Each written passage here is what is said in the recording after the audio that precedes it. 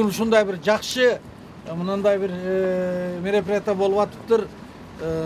Кол күрөш боюнча мына бардык эмелер менен ушундай бир жанагы стимгранттан куруп, анан өзүнчө деморчулук кылган мына биздин инибиз Каныбекке чоң ыраазычылык билдиргим келет. Себеби кол күрөш боюнча Кыргызстандын аброюн, желегин көтөргөн, ошондой эле областыбыздын ушунчалык алдыга чыгарган негизги эме ушу кол күрөштөн мен ойлойм ушу Ташкөмүрдүн спортсмендери. Мына дүйнөнүн 2 жолку чемпиону, ошондой эле областтар аралык Кыргызстанда эң биринчиликти алып, биздин областтын эмесин чоң деңгээлге чыгарган кол күрөш боюнча мына өзүңүздүн балдарыңыздар, мына сиздер. Биз ошондуктан сиздер менен сыймыктанабыз. Мына азыр ушул жаңы жылдын башталышында ушундай жакшы эмеде жаңы жылды жаңы ийгиликтер менен жаңы мынандай бир спорт комплекси менен ачып отурган бул чоң ийгилик деп ойлойм. Ташкөмүр шаары үчүн, ошондой эле областыбыз үчүн.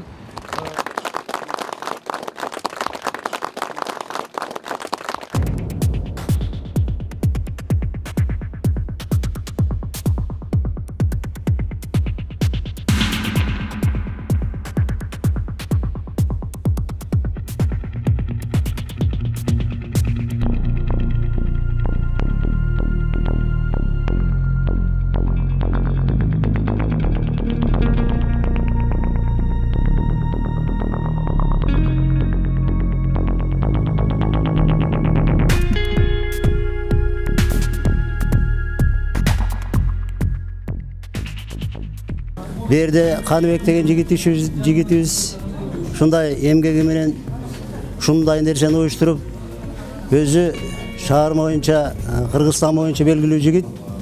Анан ушундай балдарга дагы ар жерде көчөдө жүрүп, бейбаштык кылып жүрбөсүн деп, ушерде спорт менен аракет кылсын деп. Анан бул спорт өзү ден соолук, аракет кылып, ден соолугун чыңасын деп, анан сергек жашасын деп, ушинтип шаарыбызда чоң ачылыш болуп атат. Бул ачылыш бир эле бизде ойлоймча облустта барбы жокпу? Ушу чоң ачылыш болуп мына уюштуруп атат. Ушу жигитке чоң тилек кылабыз, чоң азаматтык иш кылып атат. Эми ошого өмүр тилейбиз, ден соолук тилейбиз. Ушундай ачылыштар Кыргызстанда боло берсин. Саламатсыздарбы, урматтуу телекөрүүчүлөр. Биз турган жер Ташкөмүр шаары. Бул жерден кол күрөш боюнча биздин Кыргызстандын желегин желбиреткен мыкты спортчулар чыгып жатат. Каныбек ага айтсаңыз, буга чейин шартыңыз кандай болду эле? Бүгүн залыңыздын ачылышы болду да, биз күбө болуп калдык. Буга чейин негизи шартыбыз жаңы башталган жок эле. Мындай жалпак тил менен айтканда, жөнөкөй эле көмүр салган каптарга таш салып, машыкчык, эшикте машыкчык, залдын ичинде машыкчык, айтор эч нерсе эле жок болчу да. Мындай аракет кылдык, 6-7 жылдын ичинде Кудайым ушундай залды бизге берди. Аракет кылдык, бизди колдогондордун, биздин Ташкөмүрдүн мэриянын жардамы менен ушундай жолдорун таап, ушундай залды жасадык да. Кап менен машыгып жүрүп, чемпиондорду да чыгарганбыз. Дагы чыгарабыз, Кудай буйруган. Эмнеге азыр шарт жакшы болуп калды, келечек алдыда экен да. Азыр жана ачылышында көргөзүп өттүңүз да, шаймандарыңыздычы, өзүңүздүн шаймандарыңыз, ошо тааныштырып өтпөйсүзбү? Кызыктуу болот. Жарайт.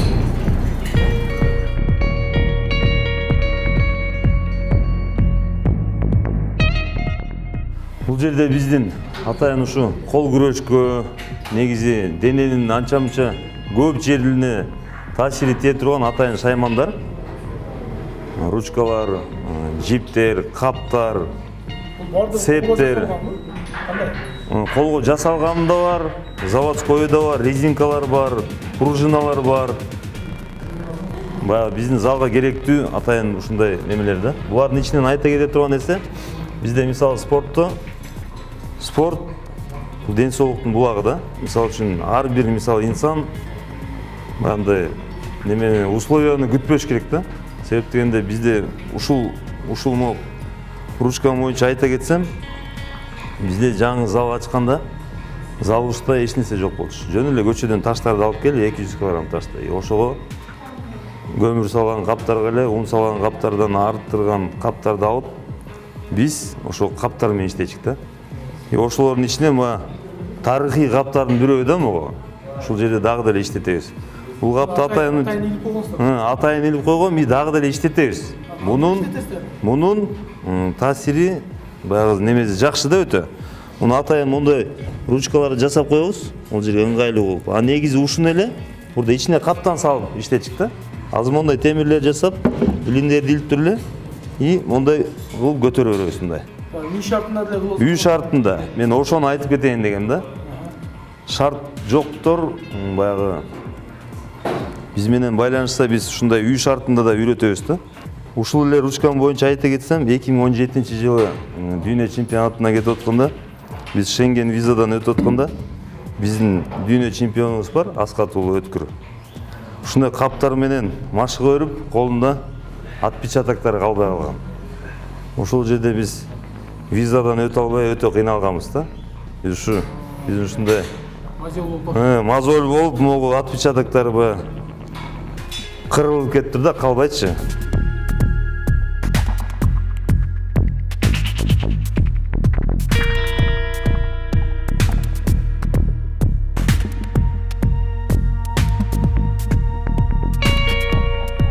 Бул спортко келген себеби биз мектеп убагында эле мектепте переменада балдар менен кол күрөштүрүп барбыз. Ошол маалда классташым бар эле, Жуманазар деген. Ал ошондо кол күрөш ачылган экен жаңы эле, ал келип жүргөн убак экен, аны биз билбечи болчук. Анда биз башка спортторго барчык. Ошол кол күрөш ачылды, катышып атаган мектепте күнүнө келип бизге күрөштүрөт эле да. Ошондо биз аны утуп койчу элек, ошол барам билбейт элек да. Кийин биз силер чакырды. Биз силер столдо жеңип коём дей берип мактанып, мейли столдо күрөштүрүп көрдүк. Столдо эле уттум, кийин ошода каня тренер экен. Мен үйүм жанында эле экен зал. Мен аны билген эмесмин. Кийин билип ошол жерден каттап огуш бетер күчөп кетти да болгон менен. Башынан баштап баары аягына чейин себеп. 5 жылдан бери тренировка кылдырып келген каняге тең ыраазычылык билдирем. Канча деген кыйынчыл убактарда, вес болгон убактарда, көңүл түшкөн убактарда, бүт нерседе көңүлүн көтөрүп, жаман убактарда жардам берип, жардамдуу болгон баарына рахмат айтам.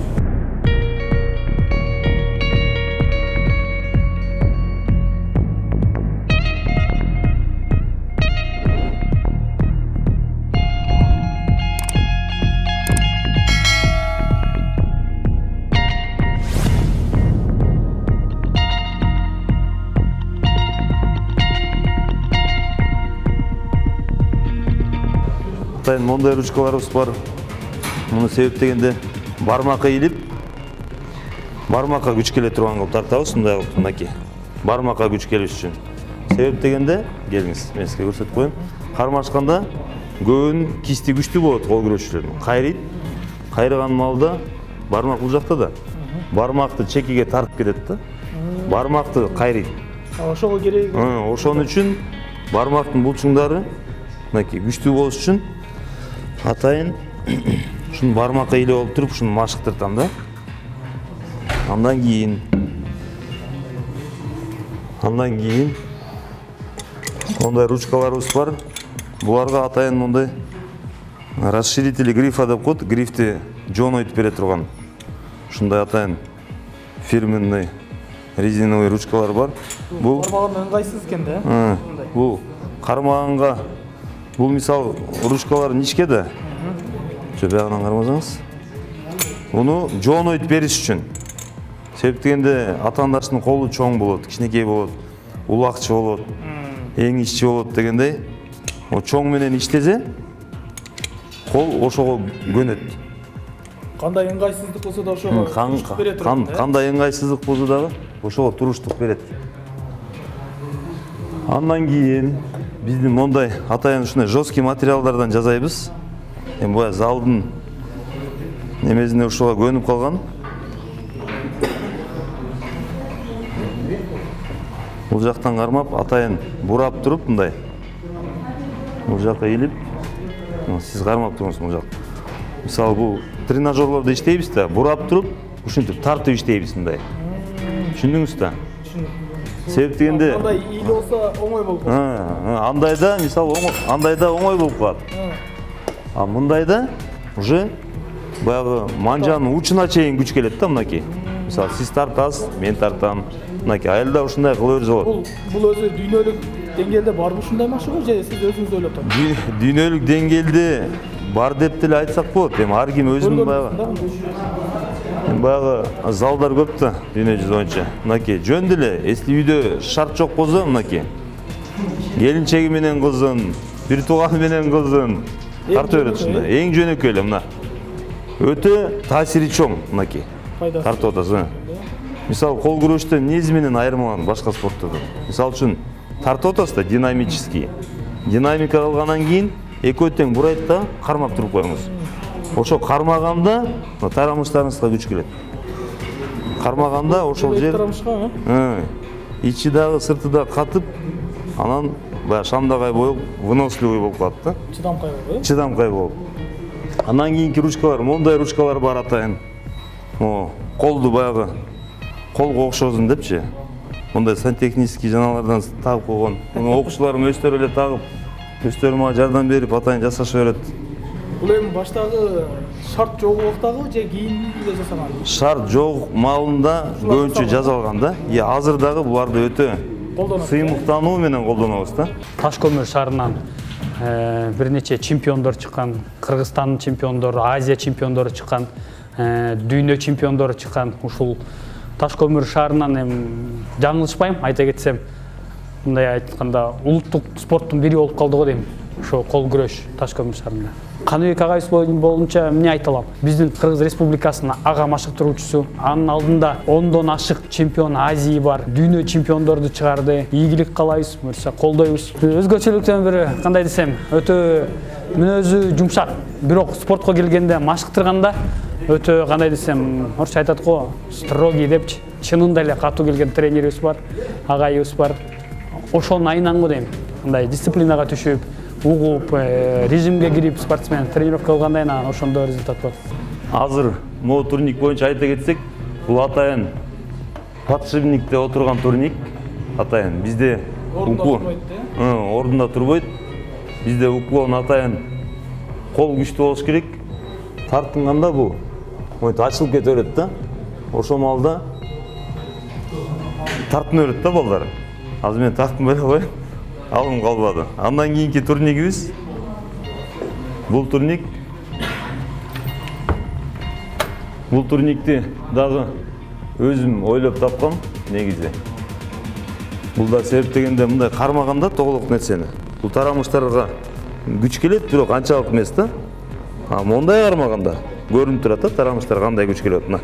Мынакей. Мондай тартынат да. Мондайчы? Мондай абалда. Идея кандай келип калды сизге? Бул идея эми жумушун изилдендик, анан жумуш ушундай экен да. Кол күрөш болгондон кийин өзүң ойлонот кезиң, опыт алат кезиң, башка мамлекеттерге барасың, сүйлөшөсүң. Анан ошонун негизинде келип калган да мындай. Ар ким колун кармайсың, мынтесиң, ар ким колу ар кандай, бирөөнүкү чоң, бирөөнүкү кичинекей. Баягы кичинекей окуучулар болуп калат. Колдору кичинекейчи. Ошолор манжасы кыскасы болот, ничкеси болот. Ошолорду кандайдыр бир жолун табып күчөтүш керек да, күчүнчү. Ошон үчүн ушундай нерселер ойго келген. Ушул турникти жасагам да. Башка спортсмендерге да айтып келет. Натыйжасы өтө жакшы. Дегенде бир эле кол күрөшкө эмес бул. Улакчыларга, эңишчилерге, кыргыз күрөш, алыш күрөш бардыгына, эркин күрөш бардыгына ушундай шаймандар менен иштесе жакшыраак болот да. Себеп дегенде ушул турникти кургандан бери натыйжасы байкалдыбы сизге? Мисалы ошол өзүңүздүн окуучуларыңыздан натыйжасы байкалган. Себеп дегенде ушул бардык шаймандардын жардамы менен ушу жетишкендиктер болуп атат десем жаңылышпайм да.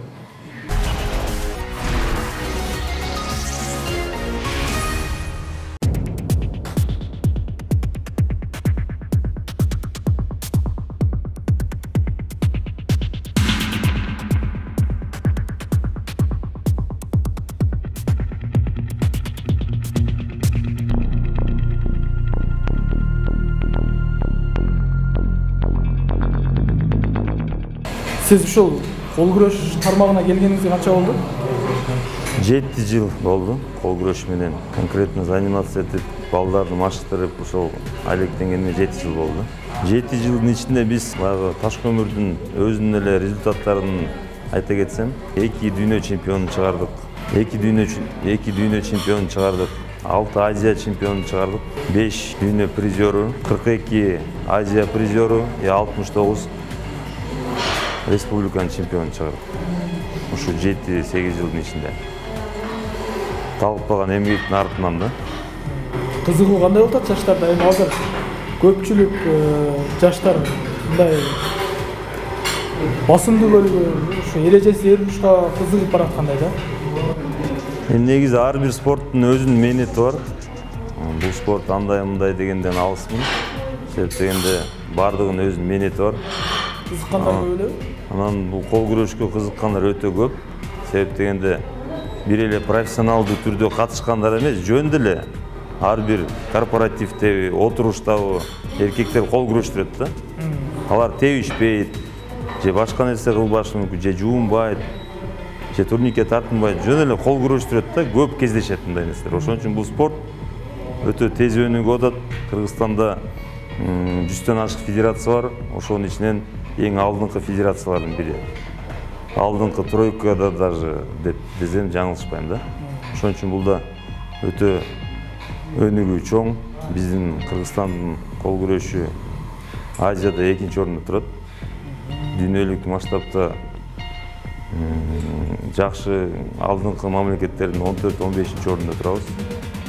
Ошондо дагы Кыргызстан бар толук кандуу ар бир район шаарынан толук кандуу катышпаса дагы негизи бардыгы жакшы иштеп дагы аракеттерди кылсак, Кудай буйрса алдыңкы мамлекеттердин биринчи тройкага кирели деген үмүтүбүз бар да, федерациябыз. Biz koldan geçince bizde talantlı ballar var. Koldan geçince yardım veriyoruz. Materyallık, moraldık жактан, önüktürü, östürü, bilim жагынан да koldan geçince yardım veriyoruz. Potansiyel жақсы. Buyursa gelecekte aybay çoğ чемпиондор чыгат деп ойлойбуз. Себеби буну 2-3 жылдын аралыгында Каныбек агайыбыздын жардамы менен, ошонун аябай чоң салым менен 2 чемпион, дүйнөнүн 2 чемпиону чыкты жаштар арасында. Buyursa эми чоң ийгиликтерди, чоң үмүттөрдү арттырып, ушу жаңы залыбыздын ачылышы болуп атат. Buyursa эми келечекте жакшылыктардын, мүмкүнчүлүктөрдүн башаты деп эсептейбиз да.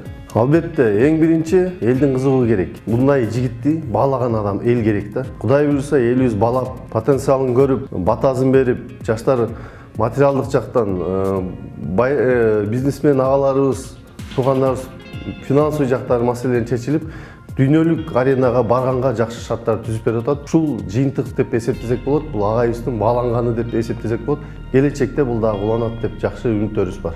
Бир гана өзүнүн спортуна эмес, шаардын, жаштардын тартибине болгон көңүлү да чоң, кылган салымы да чоң. Жаштар азыр ынтымактуу, спорт менен алек, же болбосо билим менен алек. Бул бир гана өзүнүн тармагын тартпайт, башка тармакка дагы окугула, билим алгыла, кайсы багытты жакшы көрсөңөр, ошол багыттын аягына чейин, башына түбүнө чейин жеткенге аракет кылга деп ушундай жакшы насааттарын айтып, жаштарга болгон тарбия жагынан да аябай чоң салымы чоң.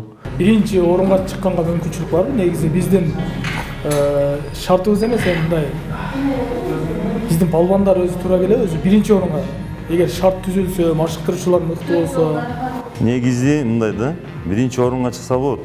Анын үчүн бизде баягы элдин калкы да бар да. Мисалы Кытай бар, чоң мамлекеттер, Россия, Казакстан. Халктын санына да карайт. Халктын санына да бар да. Биз мисалы үчүн Кыргызстан 2019-жылы 16 адам барсак, катышуучу дүйнө чемпионатына. Россиядан 300 адам бар. Ошондой, ошол жагынан биз баягы уступайм да. Кудай буйрса, эми ар бир спорттун өзүнүн мыктысы бар да, ар бир салмактын өзүбүздүн салмакка барганда эмес, кур келбейбиз да. Башка мамлекеттерде мисалы жакшы шарт түзүп берип атса же жардам берип атса, бизде анча-мынча региондордон эч ким жардам бербейт. Өзүнүн акчасын урат, буказын сатат, башка кылат. Демек биз көбүрөөк машыгышыбыз керек. Ошондо бизди бирөө тааныйт, анан кийин спортсмендерге айтарым, сен результат кылсаң, акча дагы, деме өлчү дагы бардыгы өзү келет. Биринчи аракет да? Биринчи аракет өзүң көрсөт. Бир нерсени творить этиш керек да, мындай көрсөтсөң, анан бардыгы сени көңүл бурат да. Жөн эле мен кылат элем десең, ар ким ага убакыт бөлө бербейт да. Мен кол күрөш менен 2018-жылы машыгып баштагам. Бул жака классташ кыздарым келип, мен да алардан угуп кызыгып бул жака келип баштадым. Кол күрөшкө 3-жыл катышып атам. 3 жылдын ичинде мен Кыргыз Республикасынын 5 жолку чемпиону болдум. Азиянын 3 жолку призеру жана мирге 2 жолу катыштым. Бул ийгиликтерди жараткан бизге тренерибиз Каныбек Эсенгелдиев аябай чоң калым кошуп жардам берди. Ал Кыргыз Республикасынын тренери, Жалал-Абад областынын башкы тренери жана көптөгөн ийгиликтерге жеткен агай. Ал 2018-жылдын мыкты башкаруучусу деген намга ээ болгон. Биз ага аябай ыраазычылыгыбызды билдиребиз. Чоң рахмат.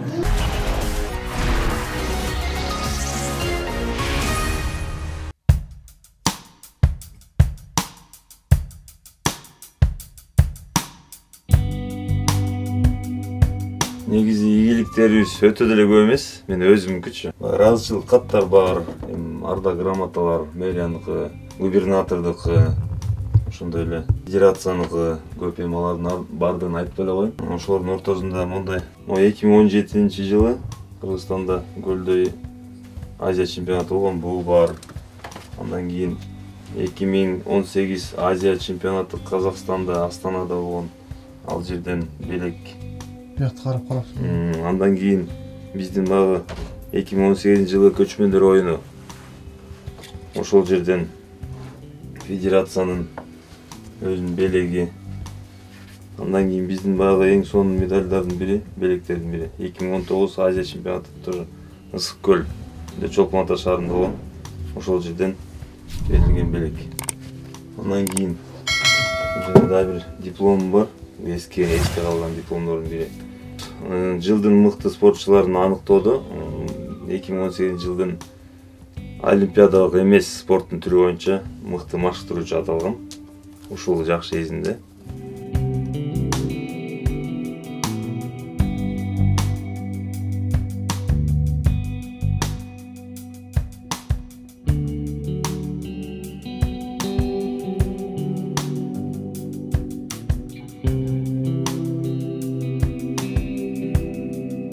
Мен үкөм Каныбек бир тууганым. Кичинесинен баштап тырышчак, ушу эмгектенип, ойлогон ойлорума жетем деп, мына жетти Кудайга шүгүр. Мен сыймыктанам бир тууганыма. Элдин уулу болгондо сыймыктанам. Биздин ушу тууган уруктун арасынан ушул Каныбек үкөм бизди сүйүнтүп, жакшы ийгиликтерге жетип,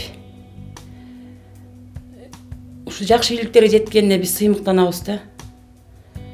Тууган урубуз менен кыскасы жакшы өскөн кичинесинен баштап азыр дагы ошондой да. Мүнөзү аябай жакшы, айтканын кылат, ушу айткан ишин орундатат да. Ушуну кылам дейт, ошону кылат. Үй бүлөдө аябай жакшы ата. Эң кичинекейибиз үйдө бизге, мисалы мен бир эле эжесимин. Мен апасындай көрөт, ушу атасындай көрөт. Бардыгыбызды урматтап, сыйлайт, жакшы ата балдарына.